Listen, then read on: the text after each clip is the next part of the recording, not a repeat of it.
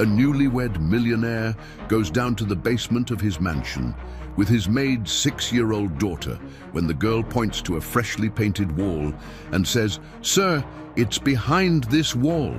When his wife comes running and desperately begs him not to touch the wall, he notices something strange in her despair. Grabbing a hammer, he decides to uncover what is truly hidden there. What he finds changes everything. The Sunday sun spilled a lazy, golden light over the mansion's gardens, but it was the sparkle in Arthur's eyes that truly lit up the day. Hand in hand with little Lena, the 6-year-old daughter of his faithful housekeeper, he descended the polished stone steps leading to the newly renovated wine cellar. The cool air and the smell of damp earth mingled curiously with the pungent odor of fresh paint, a scent that to him signified renewal and happiness.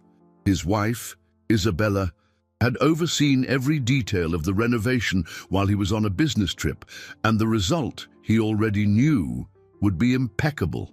Everything Isabella touched turned to perfection. She was his perfection. Married for only 6 months, he still felt like a love-struck teenager, unable to believe his luck in finding her. She was the calm to his storm, the beauty to his pragmatic days. "Watch your step, little princess," he said softly, squeezing Lena's tiny hand. The girl hopped down the last step, her dark curls bouncing. She adored Arthur and his giant house, a fairy tale castle where she could play hide and seek and listen to his stories. For Arthur, the girl's presence was a pure, uncomplicated joy. He flipped on the cellar lights, and the space revealed itself. Shelves of solid oak, filled with dusty bottles, lined the walls in organized rows. At the far end, a smooth, immaculate wall, painted in a shade of light gray, replaced the old, uneven stonework. It was elegant, modern, a touch of Isabella in the ancient heart of the house. "Look at that, Lena. What do you think? Didn't Aunt Bella do an incredible job?" He beamed, waiting for the little one's approval. He felt proud, as if the finished work were a reflection of his successful marriage, solid and well-crafted. Lena, however, wasn't looking at the shelves or the new lighting. Her large brown eyes were fixed on the freshly painted wall. She moved closer, stretching out her little finger as if to touch the smooth surface, but stopped inches away. She tilted her head, a frown of concentration on her small brow. Arthur found the scene adorable, the childlike seriousness with which she inspected the work. "Do you like the new color?" he asked, walking toward her to select a wine for the small reception they were hosting later. Lena didn't answer immediately. She turned to him, the conspiratorial look of someone about to share a monumental secret. She placed her index finger over her lips and then pointed to the wall again. In a whisper that barely broke the cellar's silence, she spoke words that seemed to suck all the warmth from Arthur's body, leaving a piercing cold in its place. "Mister," she murmured, her eyes wide with importance, "Auntie's treasure is behind this wall. She hid a box with some men and said it was our little secret." For a moment, Arthur thought it was a game, a child's fantasy, but the seriousness on Lena's face was unshakable. The smell of fresh paint suddenly became suffocating, mingling with a premonition that sent a chill down his spine. Just then, he heard hurried footsteps on the stairs.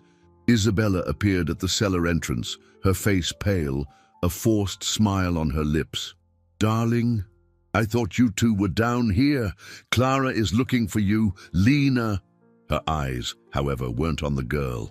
They were locked on Arthur, flashing with a desperation he had never seen before. She saw where he was looking, at the immaculate wall. Rushing to his side, she touched his arm, her voice a sharp, dramatic plea. "Arthur, please, darling, don't listen to a child's imagination. Let's go upstairs. Please, don't ruin the new paint." Isabella's touch on his arm, once a safe harbor, now felt like a chain, pulling him away from an uncomfortable truth. Arthur looked from his wife's pale, pleading face to little Lena, who was now shrinking back, sensing the abrupt shift in the atmosphere. The innocence in her eyes was a beacon in the fog of confusion forming in his mind. A child's imagination, perhaps. But the panic in Isabella's eyes was no fantasy. It was real, palpable, and jarringly out of place. Why such desperation over a freshly painted wall? He tried to force a smile, searching for a middle ground that would appease them both. Easy, my love. Of course I won't ruin anything. Lena was just playing, weren't you, sweetie? He winked at the girl, a silent plea for her to play along and ease the unbearable tension. But Lena just shook her head, her lips forming a stubborn pout. It's a secret, but it's true, she insisted in her firm whisper. Isabella let out a laugh, but the sound was fragile, brittle. Oh, darling, you take her so seriously. She has a wild imagination. The other day she told me a dragon was sleeping in the garden. Come on, the guests are arriving. She pulled him more firmly, her body positioning itself between him and the wall, a beautiful human shield. He let her lead him, climbing the steps back into the sunlight, but his heart remained in the cold darkness of the cellar. With every step, doubt grew like poison ivy, wrapping around his thoughts.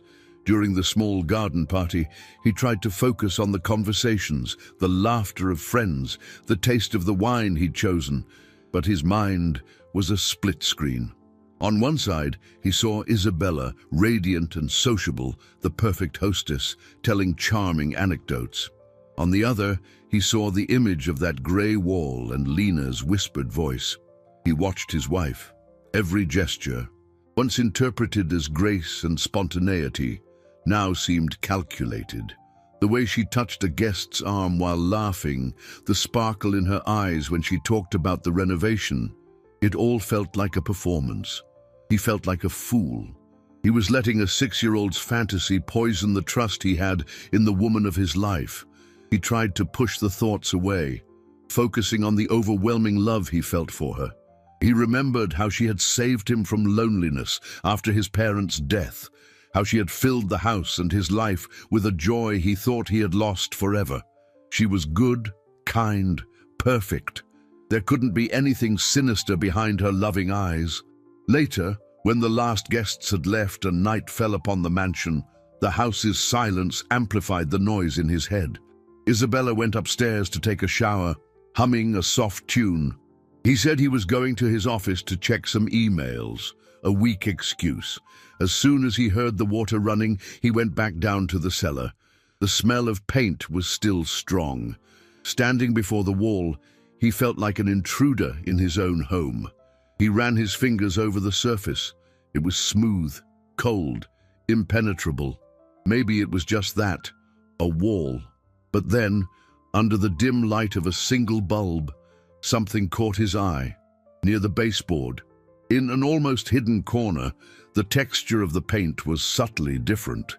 There was a slight ripple, almost imperceptible, as if that section had dried unevenly.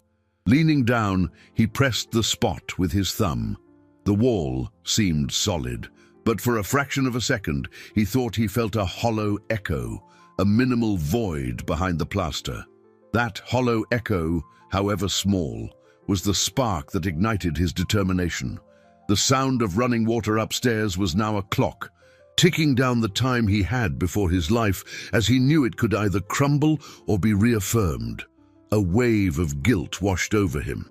He was about to commit an act of monumental distrust, an act of vandalism against the home they had built together, all based on the word of a child and a growing paranoia.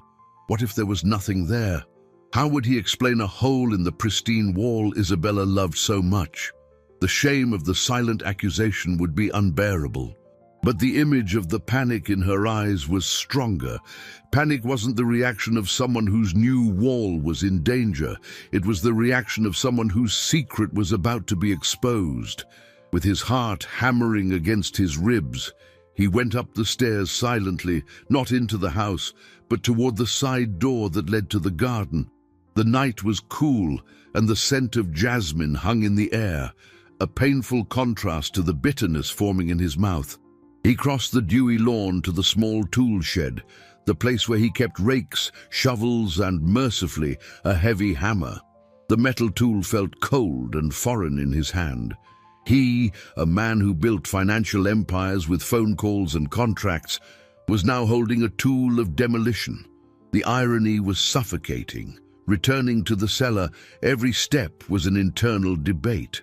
One part of him screamed to stop, to go back to his wife, the woman who made him laugh, who cared for him, who loved him. Another part, a darker, more insistent voice, whispered that love couldn't be built on a hollow foundation. Standing once more before the grey wall, he took a deep breath. The smell of paint was almost nauseating. He raised the hammer. For one last agonizing second, he hesitated. The image of Isabella's face, smiling at him that very morning, flashed in his mind. "I love you, Arthur," she had said. And he had believed it with every fiber of his being. With a groan of anguish, he swung. The sound was shocking, a dull explosion that echoed in the cellar's silence. A spiderweb of cracks appeared on the smooth paint. He hit it again and again, rage and fear fueling his movements. Chunks of plaster and paint fell to the floor, revealing not the old stone he expected, but a sheet of drywall. It was a false wall. With trembling hands, he tore away the broken pieces of plasterboard, creating an opening. The dust made him cough, but he didn't stop. He reached into the dark hole and felt something cold and rectangular. He pulled it out carefully, his heart racing. It was a dark metal briefcase, the kind used for important documents. This wasn't a child's treasure. It was something real, deliberately hidden. He placed it on the stone floor, the sound of metal on stone echoing his final decision. The latches gave way with a sharp click. He opened the lid. Inside, carefully organized, were stacks of papers, passports, and ID cards. He picked up the first passport he saw. The photo was unmistakably Isabella, with the same captivating smile. But the name printed below it, in crisp, official letters, made his blood run cold and the world stop spinning. It wasn't Isabella Hayes. It was Katarina Rostova. Katarina Rostova. The name echoed in the silence of the cellar, a cruel dissonance that shattered the symphony of his life. Each letter felt like a blow, undoing the image of Isabella Hayes, the sweet-smiled woman with a simple past he had learned to love. He flipped through the other documents, with hands that didn't feel like his own, other identities, other names, but always the same face. The woman upstairs wasn't a person. She was a collection of characters. The sound of the shower stopped abruptly. The silence that followed was more deafening than any noise. She would be coming down. Cold, sharp panic pierced his stupor. He couldn't confront her. Not yet. Not knowing so little. Confronting her now would be giving her the chance to manipulate, to invent another story, to flee. He needed time, needed to understand the extent of the lie. Acting on pure instinct, he closed the briefcase, shoved it deep inside the hole in the wall, and tried to replace the largest pieces of drywall to disguise the damage. A futile, desperate attempt. His hands were covered in white dust. He wiped them on his pants, his heart beating wildly. He heard her footsteps at the top of the stairs. "Arthur, honey, is everything okay down there? You're taking a while." Her voice, the same velvety voice that whispered promises of love in his ear, now sounded like a siren's call. Dangerous and false. "Coming right up, honey," he called out, forcing his voice to sound normal, casual. "Just checking for any dampness after the renovation." He climbed the steps, forcing a smile as he met her in the hallway. She was wearing her silk robe, her damp hair wrapped in a towel. She looked ethereal, vulnerable, a perfect lie. "So, any sign of dampness, my private detective?" she teased, wrapping her arms around his neck. The scent of her shampoo, an aroma he had once loved, now made him sick. He hugged her back, the gesture a betrayal of himself. No, everything's perfect, like everything you do. The words came out like ash in his mouth, but she didn't seem to notice. She kissed him, a soft, lingering kiss. To Arthur, it was like kissing a statue of ice. The night was a torment. Lying beside her in bed, he feigned sleep, listening to her calm, rhythmic breathing. How could she sleep so peacefully? Harboring a universe of secrets, he, on the other hand, felt like an imposter in his own bed, in his own life. At dawn, feeling exhausted and fragile, he watched her get ready for the day. Every movement was graceful, every word affectionate. It was a flawless performance, and he was the only audience member who now knew he was watching a play. Later, he saw Lena playing near the rose garden. The girl was his only thread of truth. He approached her, his heart heavy. "Lena," he began, sitting on the grass beside her. "About yesterday's secret, can you tell me more about the men who helped Aunt Bella?" Lena stopped picking a small flower and looked up at him, her eyes serious. "There were two of them, a tall one and one with a mustache. They didn't talk like us." Arthur felt a shiver. "No, how did they talk?" The girl frowned, trying to remember. "They spoke a funny, twisty-sounding language. And Aunt Bella talked to them like that too. She told me it was a game, another one of our little secrets." Arthur swallowed hard, his throat tight. Isabella had always told him she was terrible with languages, that she could barely remember the little Spanish she'd learned in high school. It was another piece of the puzzle, another layer of deceit. He looked up at the house, where the woman he knew as Isabella was standing at the window, smiling and waving at them. But he no longer saw his wife. He saw Katerina Rostova, a polyglot, an actress, a complete and terrifying stranger. Lena's revelation about the foreign language was like a lit match to a trail of gunpowder. Every lie, no matter how small, now seemed connected to a larger conspiracy, more elaborate than he could have ever imagined. For the next week, Arthur lived in a state of constant high alert, a reluctant actor in his own tragedy. He became a meticulous observer, analyzing every word, every gesture from Katerina. He couldn't think of her as Isabella anymore. It was a silent torture. He'd see her answer the phone and his body would tense. He'd see her on the computer and wonder who she was communicating with, in what language, about what secrets. The mansion, once his sanctuary, had transformed into a stage of suspicion. The wide hallways felt narrow, and the walls, once witnesses to his happiness, now seemed complicit in the deception. His innate generosity, his blind trust in the people he loved, was being eroded, replaced by a cold, cutting paranoia. He felt weak, humiliated. How could he have been so naive? How could he have given his heart and his trust to a mirage? The vulnerability she had so praised in him, calling it his greatest strength, now revealed itself as his greatest weakness, the entry point for his ruin. One night, unable to bear the charade any longer, he waited for her to fall into a deep sleep. With his heart in his throat, he slipped out of bed and descended once more to the cellar. The hole in the wall, poorly disguised, was an ugly reminder of his new reality. He retrieved the briefcase and took it to his office, locking the door behind him. Under the cold light of his desk lamp, he examined the contents more calmly. Besides the fake passports and IDs, there was a thick envelope. Inside, a collection of photographs. His stomach churned. They were photos of Katerina, or whoever she was, with other men, older men, clearly wealthy, on yachts, at gala dinners, on the balconies of luxurious hotels. In every photo, she wore the same loving smile, the same devoted gaze she now directed at him. One photo, dated just over a year ago, showed her arm in arm with a European oil magnate. The caption in a celebrity magazine describing her as his radiant fiancée. This was the period she claimed to have been emotionally recovering, at an isolated retreat, healing from a toxic relationship before meeting him.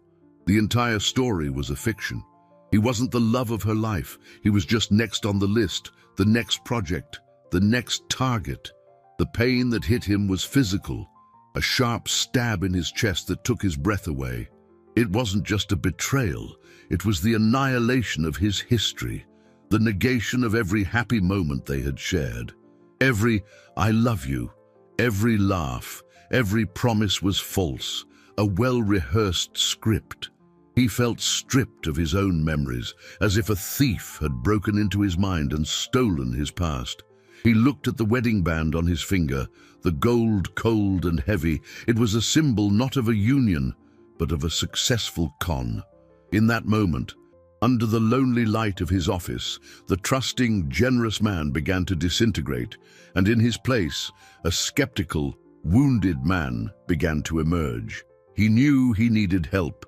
He couldn't face this alone. He needed someone who could see through the lies, someone who could give him concrete answers.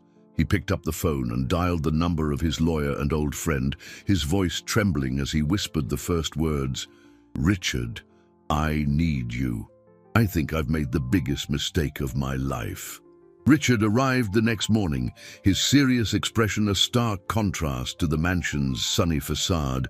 Arthur met him at the gate, far from the prying ears of Katerina, who was busy in the garden, pruning roses with an almost theatrical dedication. He handed the lawyer a flash drive with digital copies of all the documents and photos from the briefcase, the transaction feeling clandestine and dirty. "Be discreet.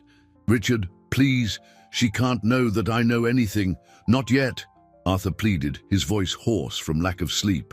Richard, a pragmatic and direct man, just nodded, his eyes conveying a mixture of concern and determination. "Leave it with me, Arthur. I'll find out who she really is." The wait for results was a new form of torture. Katerina, oblivious to the gathering storm, seemed even more attentive and loving. She cooked his favorite meals, suggested weekend trips, talked about plans for the future, about children. Every affectionate word was a knife twisting in Arthur's wound.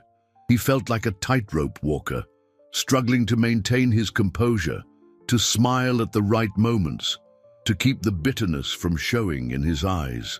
The worst part was the constant presence of Lena. The girl, his unwitting little hero, continued to move through the house with her innocent joy. Arthur felt an overwhelming urge to protect her, an almost paternal need. He'd see her chatting animatedly with Katerina, and his blood would run cold. The woman he now saw as a predator was interacting with the only honest person in his house. He began to make a point of always being nearby when the two were together, a protective shadow that Katerina might interpret as affection, but which was, in fact, pure vigilance. He saw how Katerina treated Lena, with a condescending kindness, a superficial affection, as if the girl were a charming accessory to the house. Little more than a knick-knack. To Katerina, Lena was invisible, insignificant, and that invisibility, Arthur realized, was the girl's greatest weapon. The days dragged on. The tension in Arthur was a knot tightening in his stomach. He barely ate, barely slept. His company, the empire he had built with such effort, seemed distant and unimportant. All that mattered was the drama unfolding under his own roof.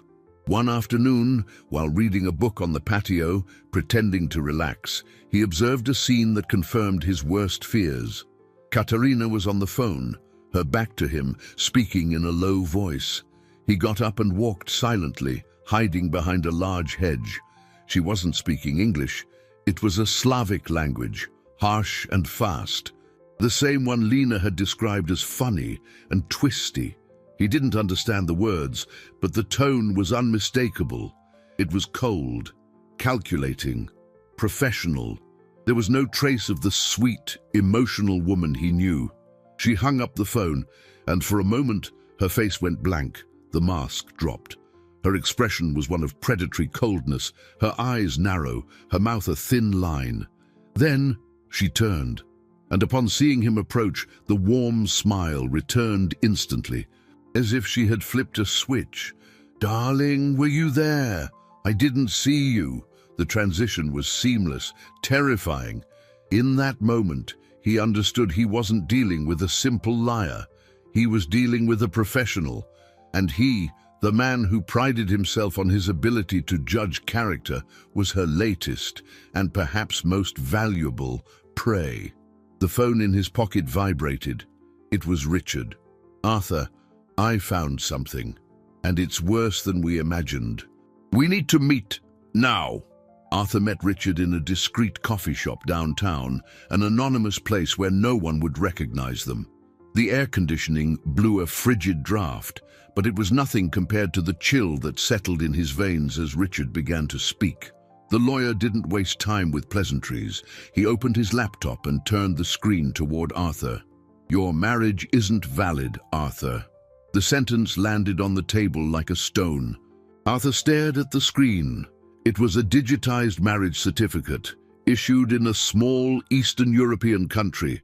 The bride's photo was unmistakably Katerina Rostova, but the groom wasn't him. It was a severe-looking, much older man. And the marriage, dated 3 years prior, was still legally active. "She's a bigamist," Richard said, his voice low and grave.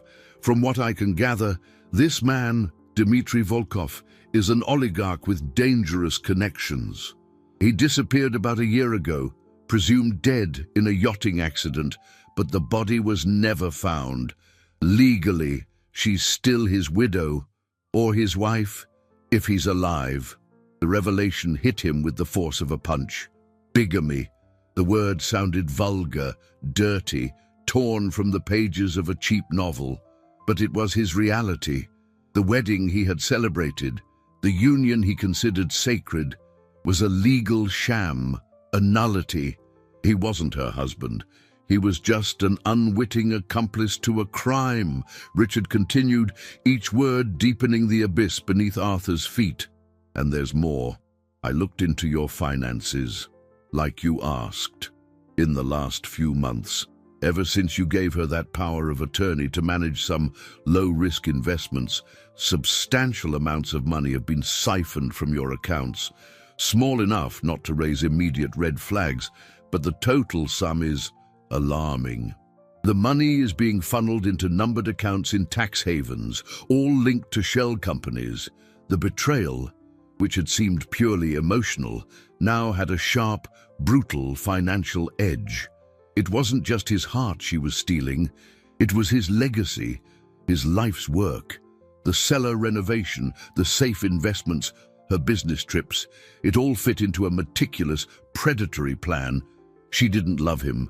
She was emptying him out, piece by piece, smile by smile.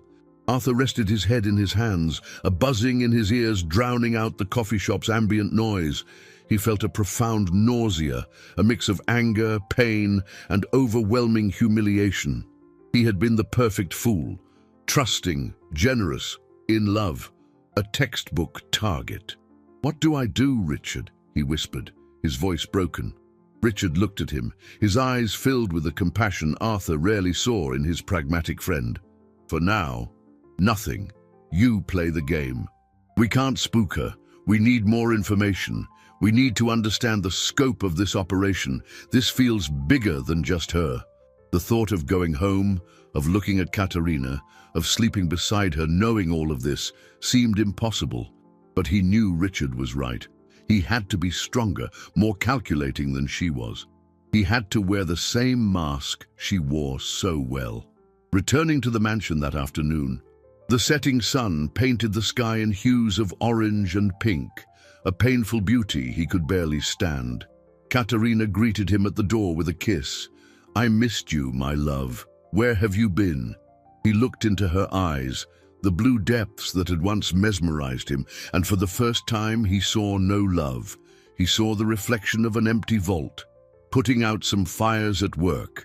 He lied, the first of many lies he would have to tell. As he walked past her, he saw Lena sitting on the stairs, hugging a doll. The girl looked at him and gave a small, shy smile. In that instant, Arthur felt a piercing clarity. The battle was no longer just about his heart or his money. It was about protecting that little witness, and he would do anything to keep her safe. The following weeks turned into an emotional minefield. Arthur perfected his performance, moving through his house and his life like a ghost of his former self. He smiled, made small talk, agreed to Katerina's plans for the future, all while his insides twisted into a knot of revulsion and fear. Paranoia, once a nascent feeling, became his constant companion. Every phone call she took made him pause to listen. Every outing, to meet friends, was logged in his mind with suspicion. He became a spy in his own home, scrutinizing credit card statements, checking computer histories, searching for any clue that might reveal the true extent of her network. The naive, open-hearted man was being buried under layers of suspicion and calculation. It was a transformation that scared him, but he knew it was necessary for his survival. His relationship with Lena changed too. He no longer saw just the adorable daughter of his housekeeper. He saw an ally, a keeper of the truth, and, increasingly, a responsibility. He spent more time with her, using the excuse that he loved her company. He read her stories in the garden, helped her with drawings, and listened intently to her detailed descriptions of the world through her 6-year-old eyes. In these conversations, he subtly questioned her about the renovation, about the men who had worked with Katerina. The girl's memory was frighteningly precise. She recalled snippets of conversations she'd overheard, names Katerina had mentioned on the phone, license plates she'd seen.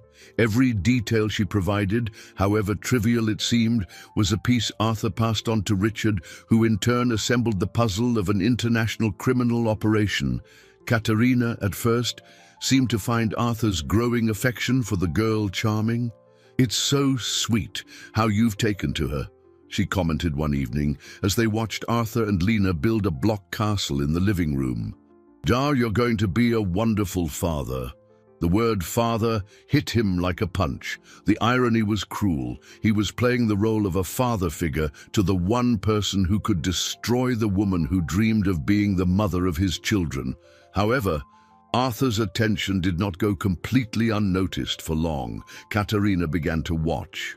Her eyes would narrow subtly when she saw Arthur and Lena whispering in a corner. She started interrupting their conversations more frequently, suggesting Lena go help her mother, Clara, or play outside. One day, the shift in attitude became undeniable. Clara, Lena's mother, came to Arthur, her face pale with worry. "Mr. Arthur, I'm sorry to bother you, but Mrs. Isabella, she said it might be better for Lena not to spend so much time inside. She said it could interfere with her development and that children shouldn't mix so much with their employers." The words were a clear euphemism for an order. Katerina was starting to see Lena not as an invisible child, but as a connection, a point of access Arthur had to a truth she wanted to keep buried. The threat, for now, was subtle, a forced separation.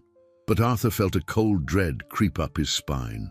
Katerina was beginning to realize that the child she had dismissed as insignificant could, in fact, be the key to unraveling her entire scheme.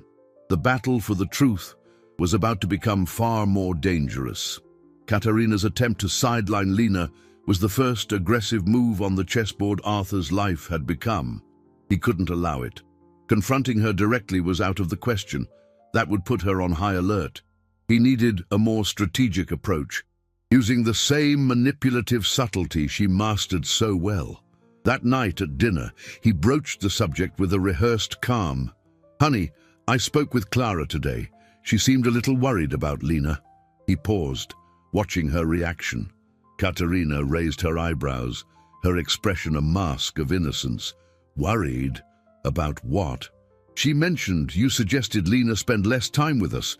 I just got to thinking. The girl loves being here. And frankly, I love having her around. The house feels so much more cheerful." He smiled, a smile that cost him all his energy. I know you're only thinking of her well-being, but I don't want Clara to think we're bothered. Quite the opposite. I was even thinking of enrolling Lena in a local art school. I'd pay for it, of course. She's so talented with her drawings. It was a risky move, a gamble on her greed and her need to maintain the facade of the supportive wife. Katerina's eyes glinted for an instant. The offer to pay for the girl's education was an extravagant gesture of generosity, exactly the kind of behavior she expected and exploited in him. To reject the idea would make her seem callous and might raise suspicion. "Oh, Arthur, that's wonderful," she exclaimed, her tone turning warm and affectionate again. "What a generous idea. Of course, darling, if it makes you happy. I was just worried the girl was getting in our way." She had conceded, but Arthur saw a new glint in her eye, a rapid calculation. She would allow Lena to stay, but her surveillance of the child would increase. The Cold War had escalated. In the days that followed, the atmosphere in the mansion grew even thicker. Katerina now watched every interaction between Arthur and Lena with the eyes of a hawk. And then the accidents began. They were small things, almost insignificant, easily dismissed as coincidences. One day, Lena's favorite swing in the garden was found with its rope mysteriously frayed, nearly severed. On another occasion, a jar of jelly Lena loved was found with a strange, chemical smell, causing Clara to throw it out before the girl could eat any. The peak came when Lena's bicycle, which she always left propped against the garage wall, was found lying behind Arthur's car in his blind spot. Moments before, he was about to back out. It was Clara herself who saw it and pulled it away, screaming in shock at what could have happened. Each incident was subtle, with no witnesses, no proof. But to Arthur, the pattern was crystal clear. Katerina was no longer just trying to push Lena away. She was sending warnings. They were veiled threats, silent messages to him and the girl, showing that she wouldn't hesitate to escalate things if she felt her secret was in danger. The fear Arthur now felt was no longer for himself, his money, or his broken heart. It was a visceral, protective fear for the safety of an innocent child who had been dragged into the center of a dangerous web simply for telling the truth. He called Richard, his voice tense. "She's going after the girl, Richard, subtly, but she is. We're out of time. We need to move things forward." Before one of these accidents becomes all too real, Arthur's warning put Richard and his small team of investigators on high alert. The threat to a child completely changed the nature of the game. It was no longer about financial recovery or legal justice. It was a race against time to ensure the safety of Lena and her mother. Richard acted quickly, under the pretext of a property-wide security upgrade. He discreetly installed microphones and cameras in the mansion's common areas, the living room, the kitchen, the hallways, and crucially, the office where Katerina often made her private calls. Arthur felt a pang of violating his own privacy, but he pushed it away. The woman living in his house had already violated everything he held sacred. He was just leveling the playing field. The first useful recording came 2 days later. Katerina was in her office, speaking on the phone in the same Slavic language Arthur had heard before. This time, however, the conversation was captured with crystal clarity. Richard sent the recording to a certified translator. The transcript arrived in Arthur's email late that night, and he read it with his heart in his throat. Katerina wasn't speaking to a single accomplice. She was reporting to someone, an authority figure she referred to as the director. She detailed the progress of the asset extraction from Arthur, complained about his tiresome naivete, and most chillingly discussed the child complication. "She is becoming a liability," the translation read. "The target is overly attached. I have attempted subtle containment measures, but a more permanent solution for the mother and daughter may be required. Perhaps a long vacation back to their home country." The threat was unmistakable.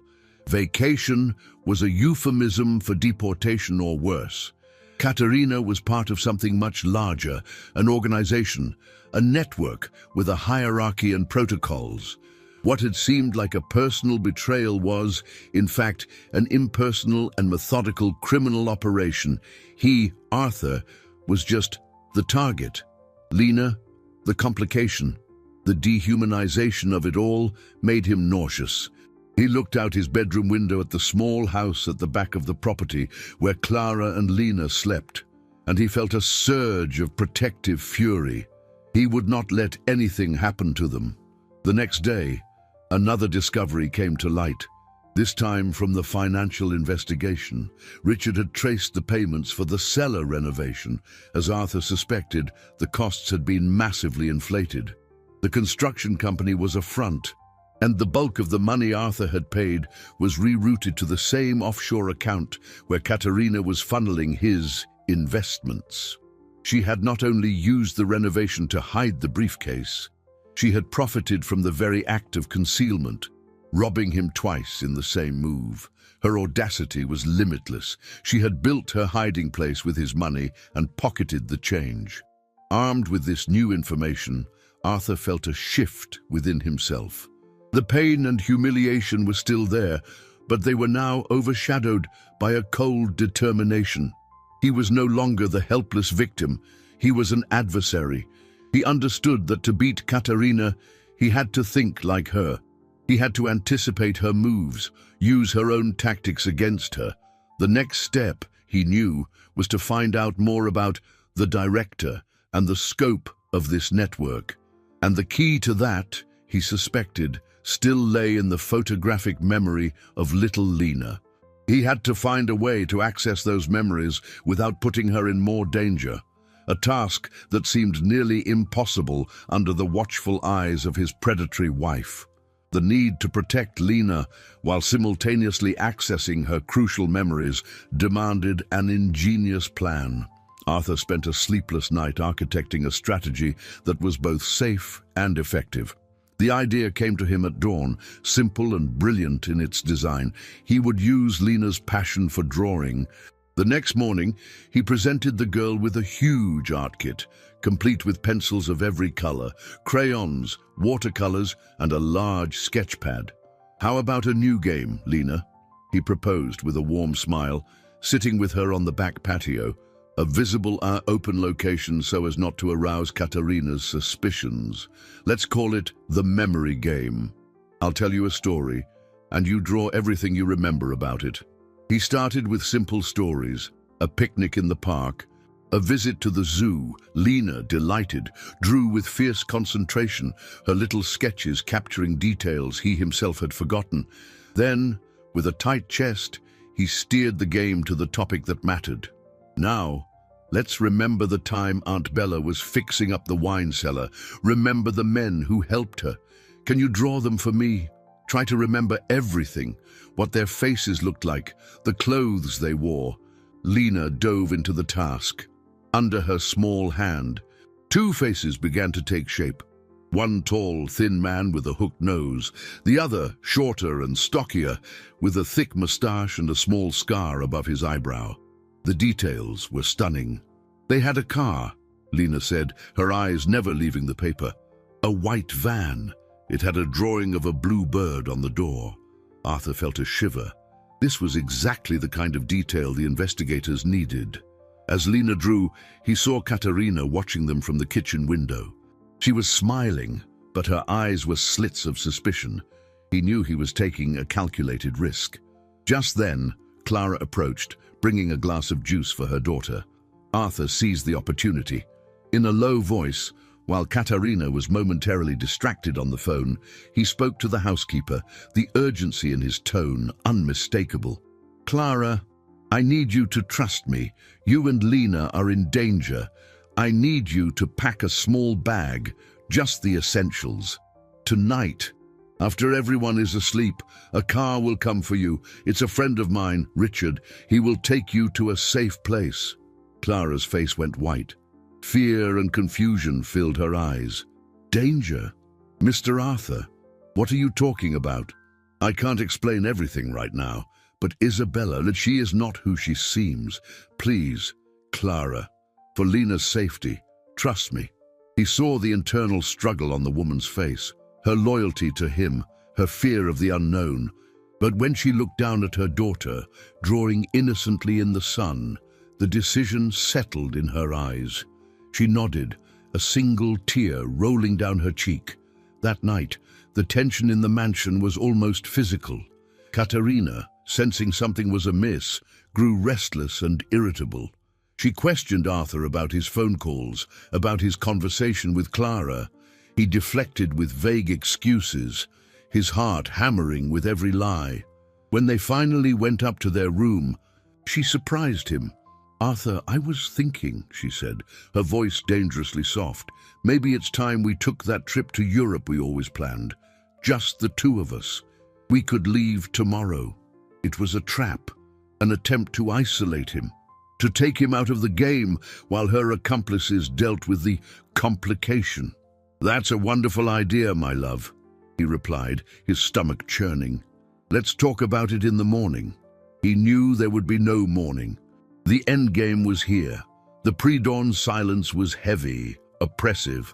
Arthur feigned sleep, every muscle tensed, listening to Katerina's rhythmic breathing beside him. The sound, once calming, was now the ticking of a time bomb. The plan was simple. As soon as Richard's car arrived, he would get a text message.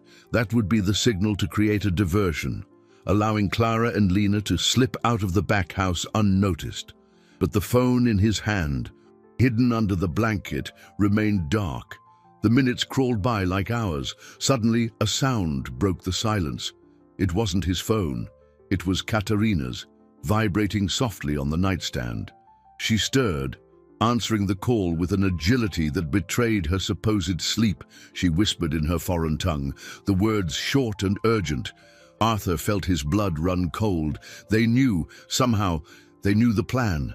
Katerina hung up, and the ensuing silence was even more terrifying. She didn't move. She lay perfectly still for a long, agonizing minute. Then, slowly, she turned to him in the darkness. "Do you think I'm stupid, Arthur?" Her voice was an icy whisper, devoid of any warmth or pretense. The mask had dropped completely, revealing the face of a cornered predator. "You and your little informant. Did you really think you could fool me?" She rose from the bed in one fluid motion and went to the window. She looked out toward Clara and Lena's cottage. They're already on their way, to make sure the complication is resolved permanently, unless you do exactly as I say. Panic threatened to suffocate Arthur, but adrenaline kept him focused. Lena was in imminent danger. He no longer had time for strategy or subtlety. "What do you want?" he asked. His voice steady despite the terror he felt. "Transfers. Now, everything that's left in your primary accounts. Then, we're going on that trip. And you will smile for the cameras at the airport, like the happy husband you are. The girl and her mother might have a chance to disappear quietly if you cooperate." It was an ultimatum. His fortune for Lena's life. There was no choice. But as he walked toward his office, Katerina following close behind, his brain was working furiously. He needed to buy time. Sitting at his computer, he began the transfer process, his fingers deliberately slow and shaky. "I'm nervous. My hands won't stop shaking," he said, a plausible excuse. With every second he gained, his hope grew that Richard would realize the plan had gone wrong. It was then that he saw it. Through the office window, which overlooked the side entrance to the property, he saw the gleam of approaching headlights. It wasn't Richard's discreet sedan. It was a white van with a blue bird painted on the door. They had arrived.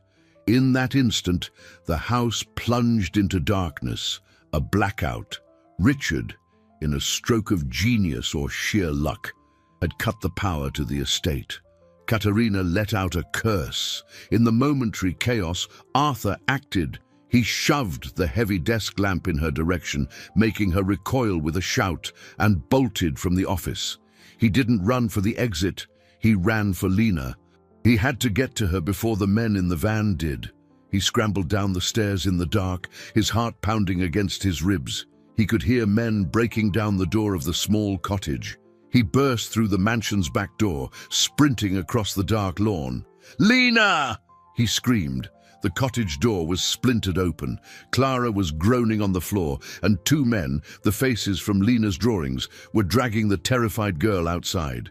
Lena saw him and screamed his name, a sound of pure terror. Without thinking, Arthur launched himself at the man holding Lena, fury giving him strength he didn't know he possessed. The collision was brutal. Arthur, driven by a primal rage, knocked the man holding Lena to the ground, forcing him to release the girl. The second man, caught off guard, turned on him, but before he could react, blinding lights flooded the garden. Sirens sliced through the night's silence. Richard hadn't just cut the power, he'd brought backup. Police officers surrounded the property, their firm voices ordering the men to surrender. Katerina's accomplices, seeing they were trapped, hesitated for a moment before dropping their weapons and raising their hands. Arthur wasted no time. He scooped Lena into his arms and rushed to Clara's side as she struggled to her feet. Her face etched with pain, but her eyes locked on her daughter. "You're safe," he whispered, his voice thick with emotion and adrenaline, holding them both tightly.